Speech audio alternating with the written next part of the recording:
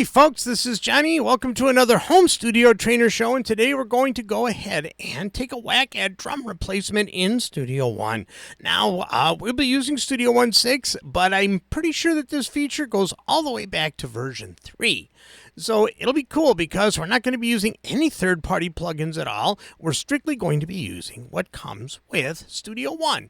All right, so if you guys could, I'd really appreciate it before we got started to like this video, subscribe to my channel, and become a member if you want to help support the channel. You can also support the channel by going to my Patreon page, and that link is in the description.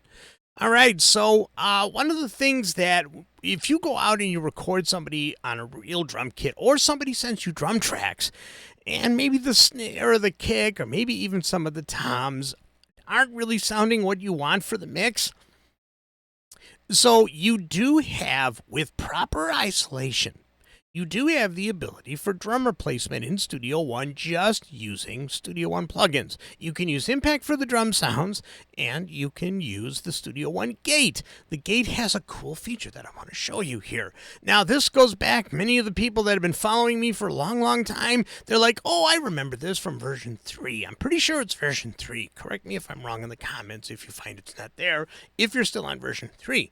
All right, so let's go ahead and go to the classroom.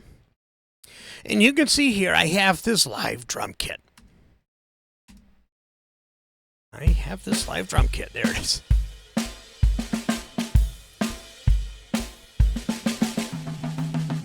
And it's got pretty good isolation. So if we solo the snare,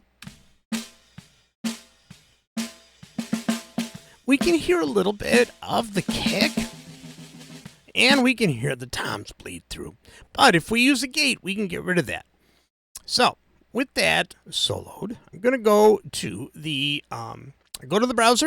I'm going to bring the gate in and place it on the snare.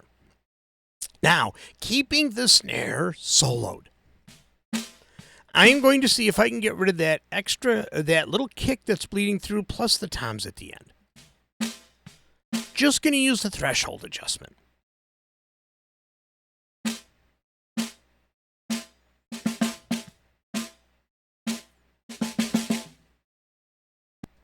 Just raise it just a little more.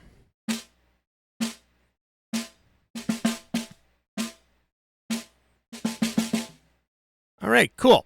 All right, so there is a light kick sound coming through at the end. I don't think that's going to affect what we're doing. But we'll go ahead and just leave that there. All right, so we have the snare isolated.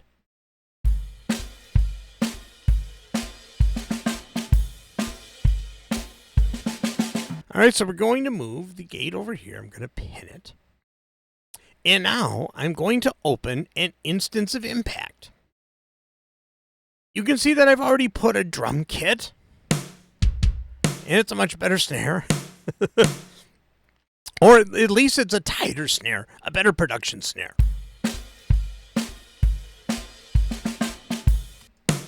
Yeah, sounds much better. All right, so now with this all set up, I am going to look over here. You can see that the snare pad has a MIDI note of D1. So if we go back to the gate, there's a trigger option here. I'm going to turn this on. And you can see here now I can select a note number, a MIDI note number. So I'm going to scroll my scroll wheel all the way down to D1. If I can make this work here. It's not working. There we go. Yeah. Damn. There we go. Ooh, I swore there. All right, so now it's set to D1. And if I hit play, it's not working. I wonder why. Well, the first thing we have to do is we have to arm the track for Impact. Now, we also have to tell the Impact track to receive an input from the gate. Boom. So now let's see what happens.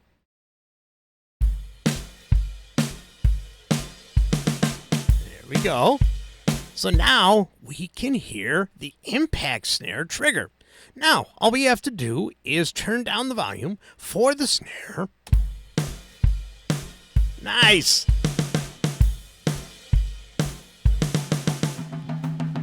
And if you've got a lot of dynamics in your track, you can see I got a little bit of dynamics here.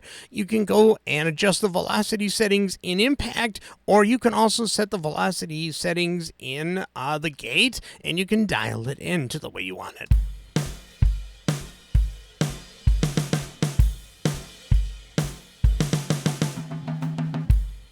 Cool. Now, what if I wanted to do a second track?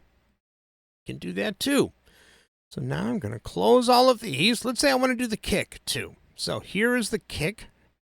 I'm going to take another gate on the kick.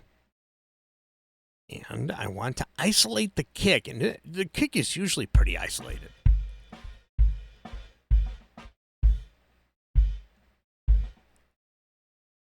Beautiful. So now let's open up Impact again. And the kick is on C1. Let's make sure we solo that. The kick is on C1. And we're going to turn on the trigger on the gate. And we're going to go all the way down to C1. There it is. So now,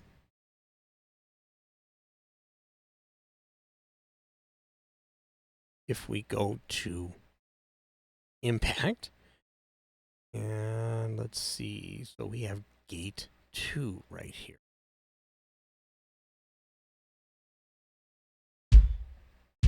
Here it goes, just like that.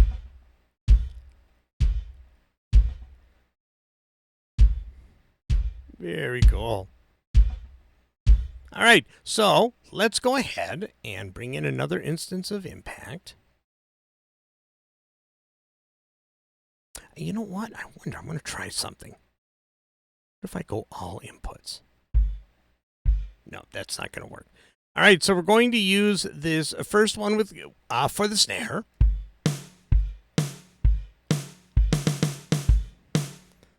Okay, so now I'm going to right-click here, and I'm going to say Duplicate, Track, and Instrument. Just do. Hold on. What did I do? Did I say remove? Oh, I did. I said remove track and instrument. Duh. Gosh. Duplicate track complete.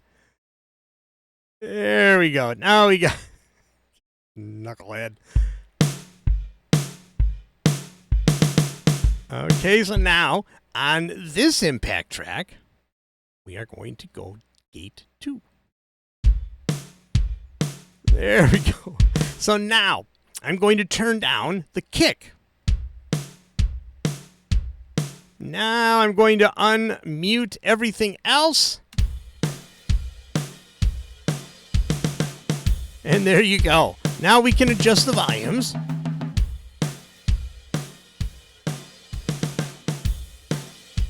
And we can do our mix.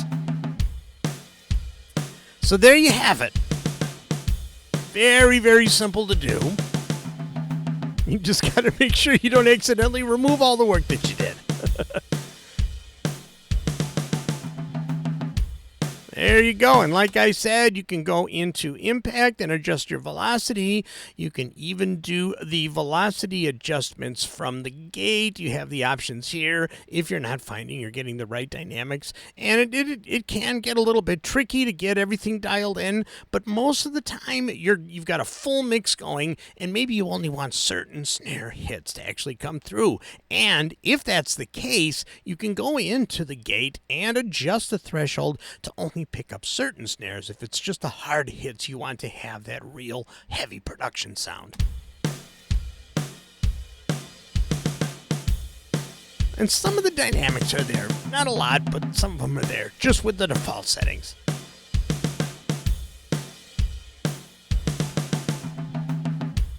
All right, and I think that's going to do it. I hope that this actually is something that you guys can work with and that you find useful. And of course, there are tons of third-party drum replacement plugins that that have more settings and things you can program a little deeper. But if you're a Studio One user like I am, and you just need maybe certain drums replaced, you don't need to replace a whole kit, or somebody sends you some tracks that sound really, really bad, as long as you've got the isolation down to near zero on each of the tracks that you have. I can replace the toms.